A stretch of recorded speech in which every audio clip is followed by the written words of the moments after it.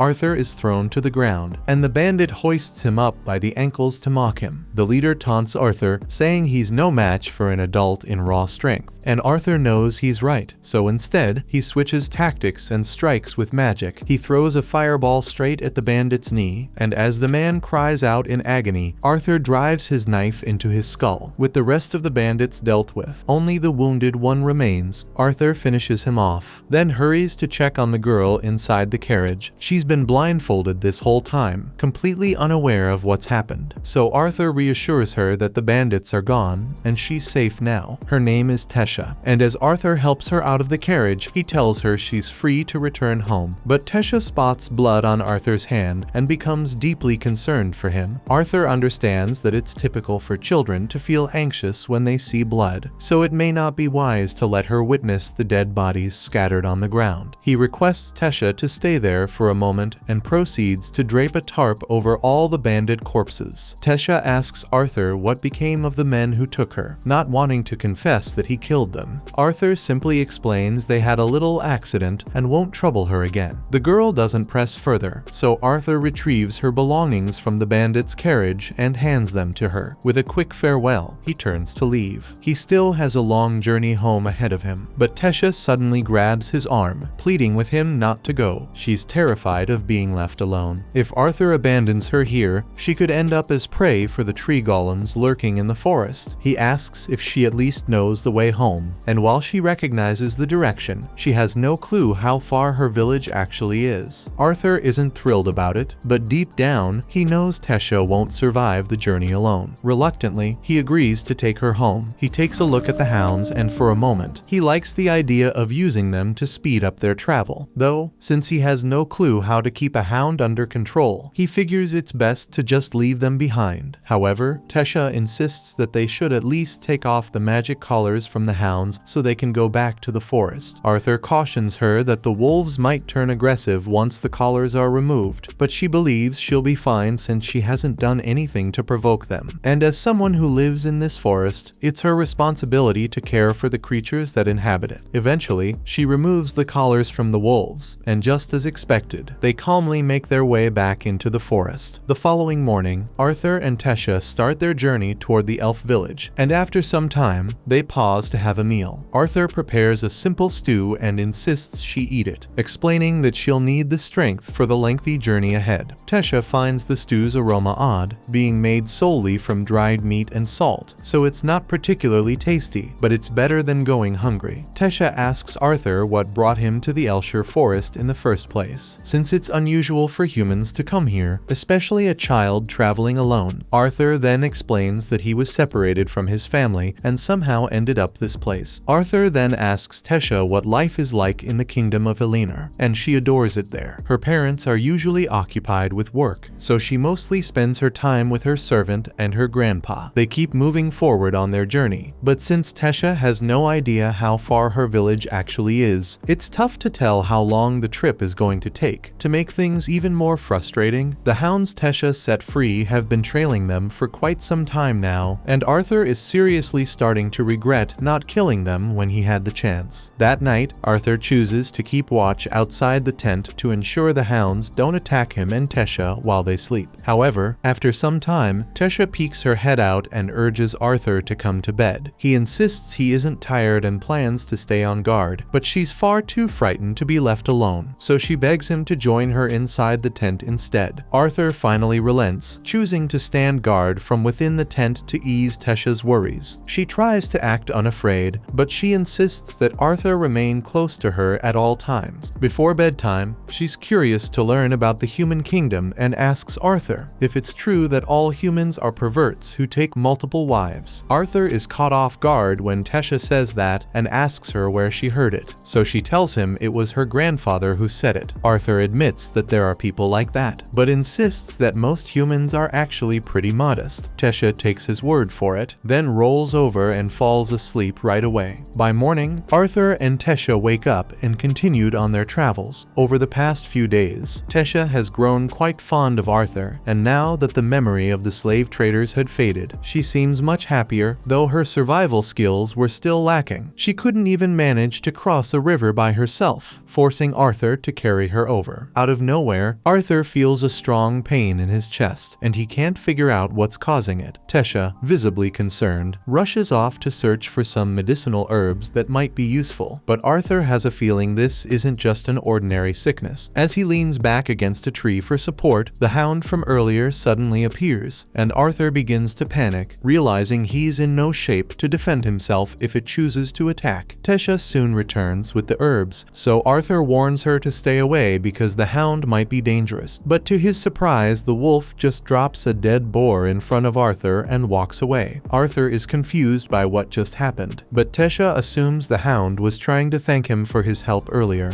That evening, Arthur and Tesha make camp and have some roasted meat by the fire. The meal tastes far better than the stew, and Tesha absolutely loves it. Earlier, while she was out looking for medicinal herbs, she stumbled upon some mushrooms, so she shares them with Arthur, though he likely should have refused the odd-looking fungi, because they leave him suffering from a nasty bout of diarrhea. Once Arthur wraps up his business, he's completely exhausted and on the verge of passing out. But Tesha keeps chatting with him. She starts telling Arthur how her grandfather used to read her storybooks about the human and dwarven kingdoms, which made her dream of visiting those lands. Unfortunately, she was never given the chance, since elves have always been wary of people from other races. Just then, Tesha realizes that Arthur hasn't been listening to a single word she said, but she knows he's just sleepy, so she covers him with a blanket and wishes him a good night. The following morning, the pair resumes their journey, but the throbbing in Arthur's chest grows even more intense. Tesha apologizes for not knowing how to ease his suffering, but Arthur reassures her it's nothing serious. Shifting the conversation, she asks if she can call him Art, explaining that she now sees him as a friend. After all, they've shared so much time together and grown incredibly close. Arthur tells her he's fine with being friends, and Tesha seems surprised by how casually he takes it. With a playful grin, Arthur dramatically vows to treasure every second that Tesha considers him a friend, but his teasing only annoys her. She scolds him to quit acting so immature. Arthur finds it amusing that she of all people would call him childish, especially after she was the one pleading with him to stay close because she was afraid. However, Tesha insists that was completely different. Putting that aside, Arthur realizes something. Tesha is actually the first real friend he's ever had. Back in his old world, people feared him too much, and he never had anyone he could truly consider a friend until now. Right at that moment, Tesha notices something that seems familiar, so she calls Arthur over to check it out. Arthur walks over, thinking he might finally see his parents, but instead, he finds himself staring at a massive tree with a portal right in its trunk. Tesha explains that this is the gateway to Elf Village. Then she reaches out her hand and invites him to follow her inside. Sadly, the elves still harbor a deep hatred for humans, so once Arthur steps into the elf village, he's immediately under arrest, and the guards press their blades against his throat. Desperate, he turns to Tesha, hoping she'll speak up for him, but to his astonishment, she just stares at him coldly without saying a single word. Witnessing this, Arthur begins to suspect that Tesha deliberately lured him into a trap, and he can't believe he let himself fall for the idea that someone might genuinely want to be his friend. After everything, he's already endured many betrayals in his previous life. Just as the elves are about to execute him, with Tesha silently watching, it turns out she had no part in this betrayal. It's unclear why she stayed quiet until now, but the moment she hears the guards declare they're going to kill Arthur, she finally speaks up and orders them to stop. One of the guards protests, insisting the boy is nothing but a savage human, but Tesha firmly counters that Arthur isn't a threat. In truth, he's the sole reason she managed to return